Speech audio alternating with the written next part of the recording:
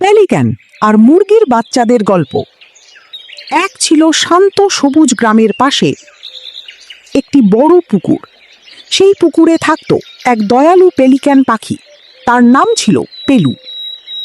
পুকুরের পাশেই থাকত একটি মুরগি মা, তার নাম মিনি। মিনির ছিল 5টি ছোট্ট মুরগির বাচ্চা। তারা সারাদিন মাঠে দৌড়াদৌড়ি করত, লুকোচুরি খেলত আর আনন্দে গান গাইত। একদিন সকালে বাচ্চারা খেলতে খেলতে পুকুরের ধারে চলে গেল।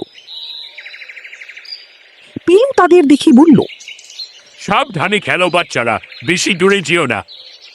বাচ্চারা হেসে বলল, ঠিক আছে পেলু কাকু। কিন্তু ঝোপের আড়ালে লুকিয়ে ছিল এক দুষ্টু শিয়াল। তার নাম হিংশিয়াল। সে অনেকক্ষণ ধরে বাচ্চাদের দিকে নজর রাখছিল। হিংশিয়াল মনে মনে বলল, আজ আমি মুরগির বাচ্চাগুলোকে ধরে নিয়ে যাব। শিয়াল ধীরে ধীরে এগিয়ে আসতে লাগলো। হঠাৎ একটি বাচ্চা তাকে দেখে ভয়ে চিৎকার করে উঠল, বাঁচাও বাঁচাও। মুরগি মা দৌড়ে এলো, কিন্তু শিয়াল ছিল অনেক দ্রুত। ঠিক তখনই পেলিক্যান পেলু তার বড় ডানা মিলি আকাশে উড়ে গেল। সে জোরে জোরে ডাকতে লাগলো, বিপদ বিপদ।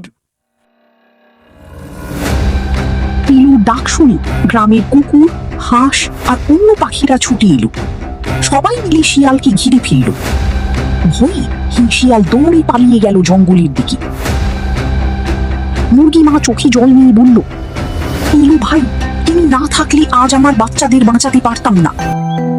পেলু হাসলো আর বলল, বন্ধুরা সবসময় একে অপরের পাশে থাকে।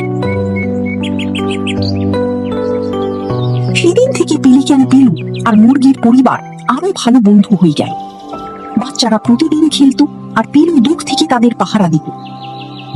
নীতি কথা, সত্যিকারের বন্ধু বিপদের সময় পাশে।